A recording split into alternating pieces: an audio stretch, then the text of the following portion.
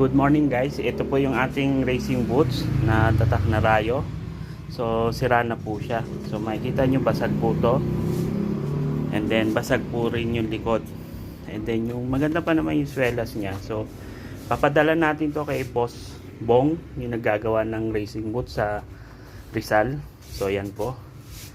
So tignan na lang po natin kung ano magiging output. So papaayos din po natin to, itong portion na to, itong mga sira na to ng plastic na kumunat na.